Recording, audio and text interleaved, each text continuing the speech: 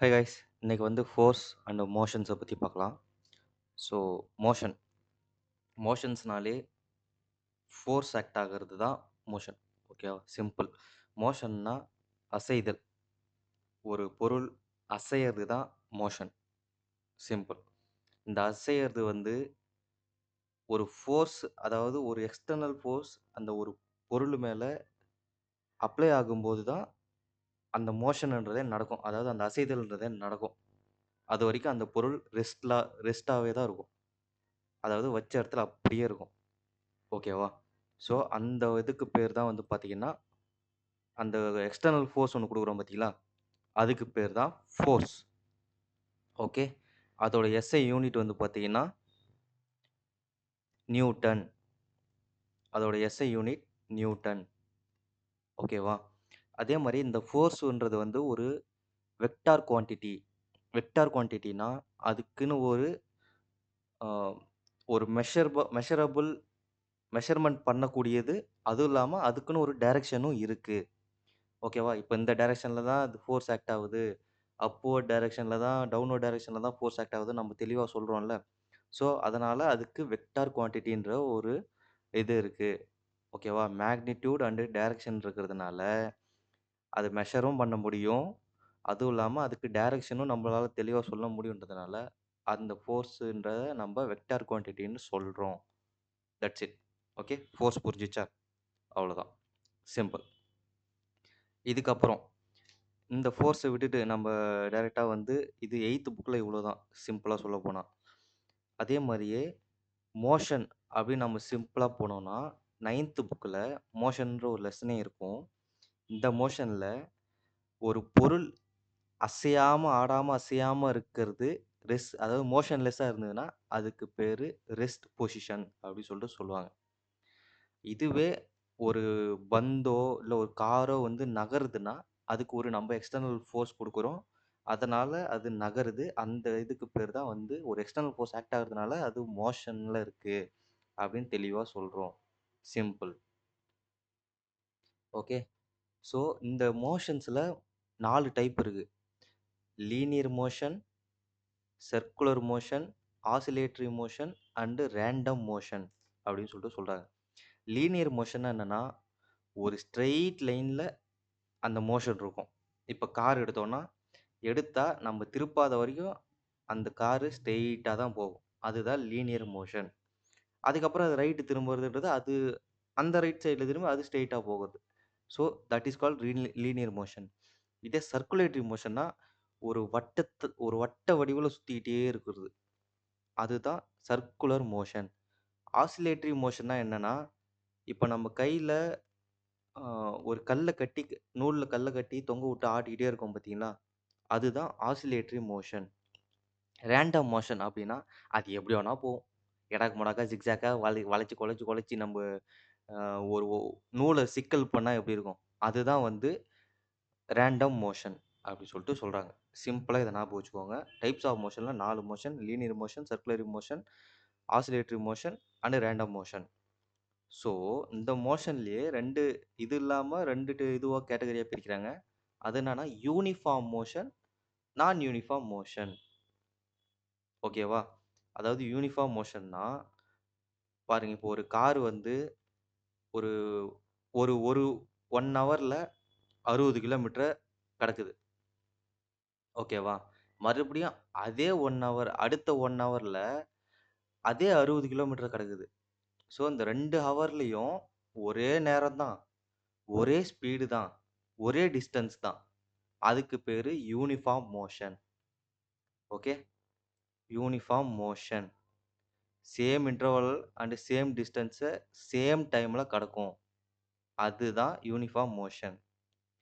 நான் uniform motion அப்டின்னா என்னன்னா, சேம் டிஸ்டன்ஸ் இல்ல. ஓகேவா? சேம் டைம்ல டிஃபரண்ட் டிஸ்டன்ஸ கடக்கும். ஓகேவா? இப்ப நம்ம டிராஃபிக்ல வண்டி ஓட்டும்போது, ஒரு 1 கிலோமீட்டர் கடக்கிறதுக்கு நமக்கு கிட்டத்தட்ட ஒரு 15 நிமிஷம் குறையாம ஆயிடும். ஆனால், அதுவே ஒரு ஹைவேல நம்ம 1 கிலோமீட்டர் கடக்கிறதுக்கு நமக்கு செகண்ட்ஸ்ல தான் ஆகும். ரைட்? ஏன்னா 1 நிமிஷத்திலே நம்ம ஈஸியா கடந்துடலாம். ஓகேவா? ஸோ தட் இஸ் கால்டு நான் யூனிஃபார்ம் மோஷன். ஸோ ஒரு அன்ஈவல் இன்டர்வல் ஆஃப் டைமுக்கு நம்ம சேம் டிஸ்டன்ஸை கவர் பண்ணுறது நடக்காத விஷயம். அதுதான் நான் யூனிஃபார்ம் மோஷன். ஓகே. இதுக்கப்புறம் வந்து டிஸ்டன்ஸ். ஓகேவா? ஃபோர்ஸ்னா என்னன்னு பார்த்துட்டோம். ஃபோர்ஸ்னா வந்து ஒரு ஒரு புல் ஆர் புஷ் நடக்கிறது தான் ஃபோர்ஸு. அது வந்து ஒரு எக்ஸ்டர்னல் ஃபோ எக்ஸ்டர்னல் திங் வந்து அதுக்கு மேலே அப்ளை பண்ணும்போது, எக்ஸ்டர்னல் புல் ஆர் புஷ் பண்ணும்போது, அதுக்கு பேர் தான் ஃபோர்ஸ்ன்னு நம்ம சொல்றோம். அதோட வேல்யூ வந்து பார்த்தீங்கன்னா நியூட்டன். அதுக்கப்புறம் டிஸ்டன்ஸ். ஓகேவா? டிஸ்டன்ஸ்னா என்ன? இதோ வருது பாருங்க. இந்த கர்வ் இருக்கா? இந்த கர்வ் வருது இல்லையா? ஏ டூ பி வளைஞ்சு வருது பாருங்க. சைன் வேவ் மாரி வளைஞ்சு வருதா? இந்த சைன் வேவ் மாரி வளைஞ்சு வர்றது தான் டிஸ்டன்ஸ். ஓகேவா? அதே இந்த ஏ டூ பிக்கு வந்து டைரக்ட்டா ஸ்ட்ரெய்ட் லைனா ஒண்ணு போகுது பாருங்க. அதுதான் டிஸ்பிளேஸ்மென்ட். அதாவது டிஸ்டன்ஸ்ன்றது நடந்து போன ஒட்டுமொத்த பாதையையும் மெஷர் பண்றது தான் டிஸ்டன்ஸ். டிஸ்பிளேஸ்மென்ட்ன்றது நடந்து போன அதாவது இப்ப நம்ம ஸ்டார்ட் பண்ண பாயிண்ட்டுக்கும், முடிச்ச போய் நின்ன பாயிண்ட்டுக்கும் இடையில உள்ள கேப் தான் டிஸ்பிளேஸ்மென்ட். சிம்பிளா ஞாபகம் வச்சுக்கோங்க. Okay. Total distance travelled by the body is called distance. அதோட மீ இது என்னன்னு பார்த்தீங்கன்னா, யூனிட் என்னன்னு பார்த்தீங்கன்னா மீட்டர். டிஸ்பிளேஸ்மென்ட்டுக்கும் மீட்டர். ஏன்னா 2மே வந்து நம்ம டிஸ்டன்ஸா தான் கன்சிடர் பண்றோம். ஓகேவா? இதுக்கப்புறம் ஸ்பீடு. ஓகேவா?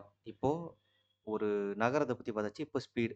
ஸ்பீடோட ஃபார்முலா என்னன்னு பார்த்தீங்கன்னா, ஒரு குறிப்பிட்ட டைம்ல எவ்வளோ டிஸ்டன்ஸ் டிராவல் பண்றோம். So speed is equal to distance by time. Formula வந்துச்சா? Speed is equal to distance by time.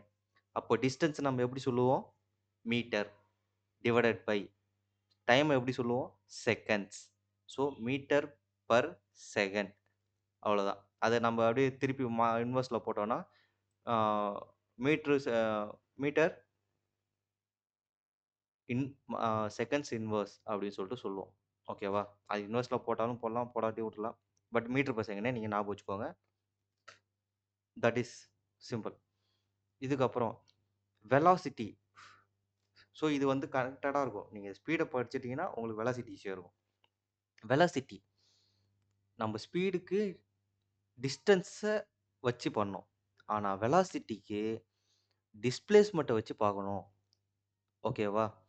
Velocity ஒட்டுமொத்த velocity is equal to displacement by time. So இதுவும் வந்து ஒரு வெக்டார் குவான்டிட்டி. ஏன்னா இதுக்கு டைரக்ஷன் இருக்கு. ஓகேவா? நம்ம டிஸ்டன்ஸுக்கு வந்து எப்படி வேணா போகலாம். அந்த ஒட்டுமொத்த டிஸ்டன்ஸையும் நமக்கு இது பண்ணுவோம். பட் டிஸ்பிளேஸ்மென்ட்க்கு அப்படி இல்ல. ஒரு ஸ்டார்ட்டிங் பாயிண்ட்லேருந்து எண்ட் பாயிண்ட்டுக்குள்ள இருக்கிற ஒட்டுமொத்த டிஸ்டன்ஸையும் ஸ்ட்ரெய்ட் லைனா கன்சிடர் பண்ணி, அது எந்த டைரக்ஷன்ல போயிருக்குதுன்னு நம்ம கண்டுபிடிக்கிறோம். ஸோ இதில டைரக்ஷன் இருக்கிறதுனால அது வெக்டார் குவான்டிட்டி. இதுக்கும் same formula displacement by time. அதோட unit metre per second. That's it. So ஸ்பீடோட வெலாசிட்டியோட alternative rate of change of velocity or it is the change of velocity in unit time. அக்ஸலரேஷன்னா என்னன்னா, ஒரு கு ஒரு ஸ் ஒரு யூனிட் டைம்ல என்ன வெலாசிட்டி சேஞ்ச் நடக்குது? ஓகேவா? ஸோ வெலாசிட்டின்னு வந்துட்டாலே அது வெக்டார் குவான்டிட்டி. இதுக்கு என்ன formula? Velocity change in velocity by time. So final velocity minus initial velocity அதாவது கடைசி point minus first point divided by அதுக்கான டைம். ஸோ நம்ம வெலாசிட்டியோட இது என்ன படிச்சிருந்தோம் யூனிட்டு மீட்டர் பர் செகண்ட். அது கூடவே 1/செகண்ட நம்ம மல்டிப்ளை பண்ணோம்னா மீட்டர் பர் செகண்ட் ஸ்கொயர்னு வரும். So that is the unit of acceleration. Okay. இதுக்கப்புறம் தட்ஸ் இட். இதுக்கு மேலே ஒன்றும் பெருசாக இதில் பார்க்குற மாதிரி இல்லை. ஓகேவா? அதுக்கப்புறம் ப்ரெஷர் போகிறோம். ஓகே. இப்போ ப்ரெஷர் ப்ரெஷர் போகிறோம்னா நமக்கு வந்து என்னலாம் பண்ணுறோம்? ப்ரெஷரில் ஒரு ஒரு பலூனில் தண்ணியை ஊற்றி நம்ம அதுக்கு அழுத்தினோன்னா அதுக்கு பேர் தான் ப்ரெஷர். ஸோ நம்ம கையால அழுத்துறோம் பார்த்தீங்களா, அதுக்கு பேரு த்ரஸ்ட்டு இல்லன்னா ஃபோர்ஸ்ன்னு சொல்லலாம். Thrust or force. So force அந்த நம்ம அழுத்துற அந்த பலூன் இருக்கு பார்த்தீங்களா, அதோட ஏரியா. ஸோ அந்த ஒரு எவ்வளோ ஃபோர்ஸு நம்ம அந்த ஏரியாவுக்கு குடுக்குறோம் அப்படின்றது தான் pressure. Okay. So P is equal to force by area. அதோட எஸ்ஐ யூனிட் என்ன? ஃபோர்ஸுக்கு என்ன யூனிட்டு? நியூட்டன். ஏரியாக்கு என்ன unit? Metre square. So for pressure is equal to newton per metre square. அத வந்து என்னன்னு சொல்லலாம்? பாஸ்கல்ன்னு சொல்லுவாங்க. So 1 pascal is equal to 1 newton per metre square. அத வந்து யாரோட பேர அப்படியே வச்சிருக்காங்கன்னா, பிளைஸி பிளைஸி பாஸ்கல். அவரோட நேம் பிரெஞ்சு சயின்டிஸ்ட். அவரோட நேம் அப்படியே எடுத்து அந்த யூனிட்டுக்கு பேரா வச்சிருக்காங்க. ஓகே. That's it. இதுக்கு மேல ஒண்ணும் இதுல பெருசா இல்ல. அதுக்கப்புறம் பியாண்ட்ஸ் லா, பாஸ்கல்ஸ் லா இதெல்லாம் வந்து நம்ம 9த் புக்ல போகும்போது நல்லா படிப்போம். Surface tension. சர்ஃபேஸ் டென்ஷன்னா என்ன? இப்போ நம்ம தண்ணி மேல ஒரு பேப்பர போட்டோம்னு வச்சுக்கோங்களேன். அது மிதந்துக்கிட்டே தான் இருக்கும். ஏன்னா, நம்ம குண்டு ஊசி போடும்போதோ, இல்ல ஒரு அ ஒரு இலைய போடும்போதோ, ஒரு துணி பேப்பர போடும்போதோ, அந்த ஒட்டுமொத்த பேப்பர் மேலயும் அந்த சர்ஃபேஸ் டென்ஷன் ஆக்ட் ஆகும். அந்த ஃபோர்ஸ் ஆக்ட் ஆகுறதுனால கிராவிடேஷனல் ஃபோர்ஸ் ஆக்ட் ஆகுறதுனால, தண்ணியோட விஸ்காசிட்டி அதிகம். ஓகேவா? தண்ணியோட டென்சிட்டி அதிகம். அதனால அந்த தண்ணியோட அ ஃபோர்ஸ் தண்ணியிலேருந்து வர ஒரு பியாண்ட் ஃபோர்ஸ் வந்து அந்த பேப்பர மேலேயே மிதக்க வச்சிருக்கும். ஓகேவா?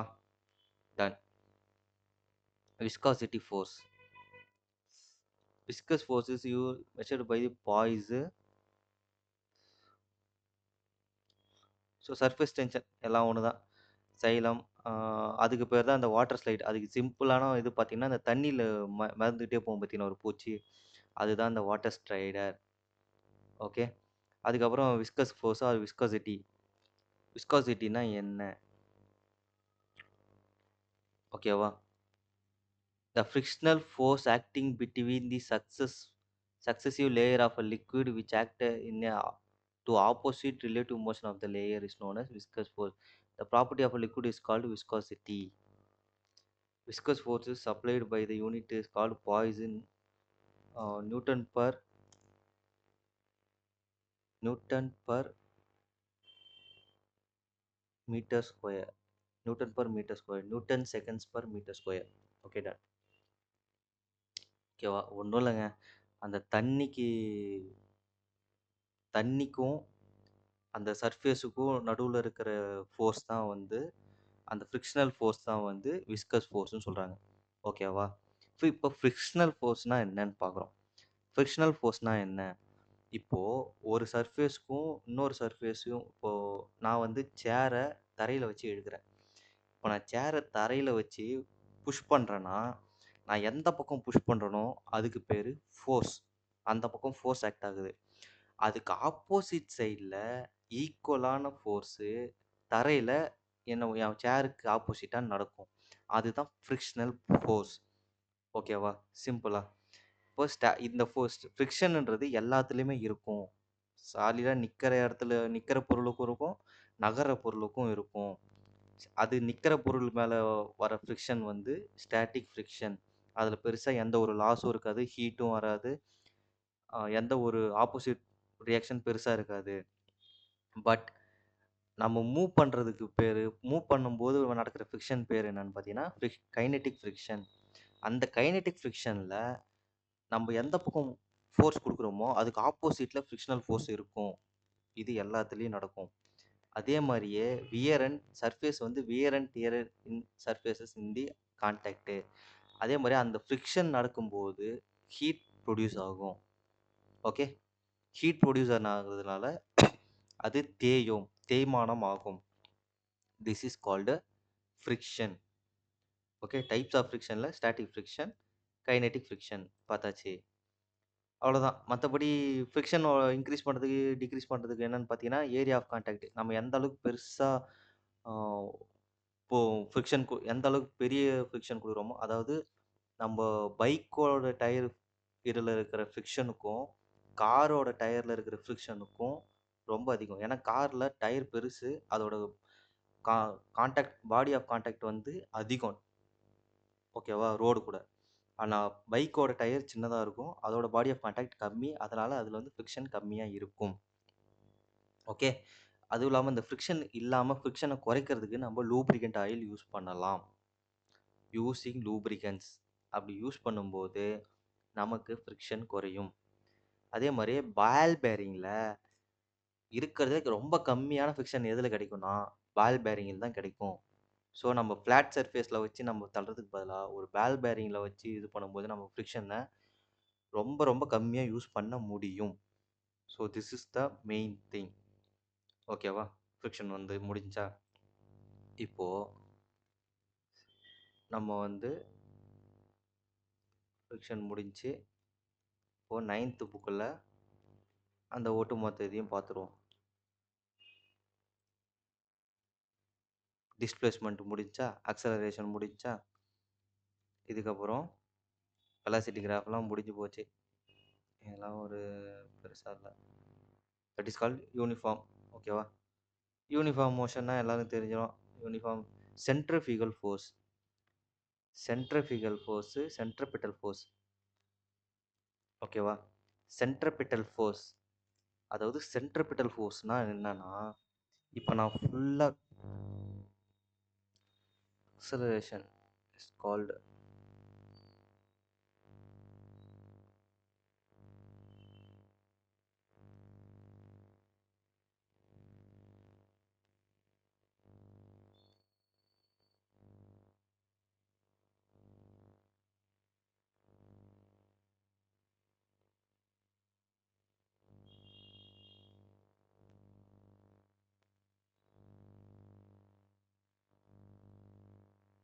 ஓகே. இப்போ சிம்பிளாக புரிஞ்சுக்கோங்க. ஓகே, இப்போது நான் வந்து கையில் வந்து ஒரு செங்கல்லை வந்து நூலில் கட்டி எடுத்துக்கிட்டு அதை நான் சுற்ற ஆரம்பித்தேன்னா, அந்த கயிறில் நடக்கும் பார்த்தீங்களா, அந்த கயிறு இழுக்கும் பார்த்தீங்களா, நான் அந்த கயிறு இழுக்கிறேன்ல, அந்த பாலோட ஒட்டுமொத்த இதுவும் வந்து கயிறில் ஆக்ட் ஆகும். ஸோ அதுக்கு பேர் சென்ட்ரிபிட்டல் ஃபோர்ஸ். ஸோ டுவர்ட்ஸ் என்னோட கை சென்டர் பாயிண்ட், அந்த சென்டர் பாயிண்ட்டை நோக்கி வர ஃபோர்ஸு சென்ட்ரிபிட்டல் ஃபோர்ஸ். ஓகே, இதுவே அந்த நான் சுற்றுற ஒரு ஃபோர்ஸ்னால அந்த பால், அந்த கல் வந்து என்ன ஆகும், வெளியே போக ட்ரை பண்ணும். அந்த சர்க்குலர் மோஷன்லேருந்து வெளியே போக ட்ரை பண்ணும். அந்த வெளியே போக ட்ரை பண்ணுற ஃபோர்ஸ் தான் சென்ட்ரிஃபியூகல் ஃபோர்ஸ். அதாவது அந்த சென்டர் பாயிண்ட்லேருந்து அது வெளியே போக ட்ரை பண்ணும். ஓகேவா, அதுக்கு பேர் தான் சென்ட்ரிஃபியூகல் ஃபோர்ஸ். சிம்பிள், அவ்வளோதான். ஸோ இந்த மோஷன்ஸில் இவ்வளோ தான். நீங்கள் வந்து இதில் வந்து மெயினாக படிக்க வேண்டியது என்னென்னு பார்த்தீங்கன்னா, ஸ்பீடு அதோட யூனிட்டு, வெலாசிட்டி அதோட யூனிட், அக்ஸலரேஷன் அதோட யூனிட்டு, டிஸ்டன்ஸு டிஸ்பிளேஸ்மெண்ட்டு அதோட unit, and then what is that called friction. ஓகேவா, ஃப்ரிக்ஷனுக்குலாம் பெருசாக யூனிட்லாம் கிடையாது. அதுக்கப்புறம் ஃப்ளூயிடில் வந்து பார்த்தோம்னா நம்ம ப்ரெஷருக்கு வந்து பேஸ்கல் பார்த்தோம். பேஸ்கல்னா ஒரு pascal equal newton per metre square. ஓகேவா, force by metre area. So அதனால் newton per metre square. 1 pascal. Pascal வந்து யாரை வச்சு, பிளைஸி பேஸ்கல், அவரோட பேர் தான் வந்து இதில் வச்சுருக்காங்க. ஓகேவா, simple as that. That is call pressure. ப்ரெஷரை வந்து எப்படி நம்ம இது பண்ண முடியும், ஓகேவா, எப்படி நம்ம மீட்ரு பண்ண முடியும் அப்படின்னா, அதுக்கு அந்த டிவைஸ் பேர் என்னன்னு பார்த்தீங்கன்னா, எந்த டிவைஸை வச்சு மீட்ரு பண்ண முடியும்னா பேரோமீட்டர். பேரோமீட்டர்ன்ற ஒரு டிவைஸ் வச்சு தான் நான் வந்து ப்ரெஷரை கண்டுபிடிக்க முடியும். ஓகேவா, அண்ட் தென் தட்ஸ் இட். இப்போ இதுக்கு மேலே பெருசாக இல்லை. அதான் அட்டாமிக் ப்ரெஷர். அட்டாமிக் ப்ரெஷரில் வந்து இந்த முக்கியமான ஒன்று இருக்குது. 1 atomic pressure is equal to எத்தனை பேஸ்கல்னு கேட்பாங்க. சரிங்களா, முக்கியமானது 1 atomic pressure is equal to how many Pascal அப்படின்னு கேட்பாங்க. இதோ இருக்காம பாருங்க. 1 atomic pressure is equal to 1.013 into 10 to the power of 5 pascal. அதே 1 பார் 1 பார் பாஸ்கல் அப்படின்னு சாரி 1 பார் ஆஃப் ப்ரெஷர் அப்படின்னா என்னன்னா 1 into 10 to the power of 5 pascal. So 1 atomic pascal is equal to 1.013 பாரு அப்படின்னு சொல்லிட்டு சொல்கிறாங்க. நல்லா ஞாபகம் வச்சுக்கோங்க. 1 அட்டாமிக் ப்ரெஷர் அட்மாஸ்பியரிக் ப்ரெஷரில் வந்து 1 அட்மாஸ்பியரிக் ப்ரெஷர் அப்படின்னு பார்த்தோன்னா 1.013 into 10 to the power of 5 pascal. Simple as that. அதை வந்து 10 to the power of 5 நம்ம என்னன்னு சொல்லலாம், கிலோ பாஸ்கல். 101.3 கிலோ பாஸ்கல் அப்படின்னும் சொல்லுவாங்க. ஏன்னா 10 to the power of 5 10 to the power of 3ன்னு மாற்றிட்டு ஒரு 100 இது கூட மல்டிப்ளை பண்ணோம்னா 1 பக்கத்தில் இருக்க டாட்டு 0 1 பக்கத்தில் போயிடும். That's it. Simple as that. ஓகேவா? அதை வந்து எப்படி கேஜ்லாம் பண்ணுவாங்க அப்படின்றதெல்லாம் இதில் போட்டிருக்காங்க. ஸோ பாஸ்கல்லா என்ன சொல்லுது? சிம்பிள்.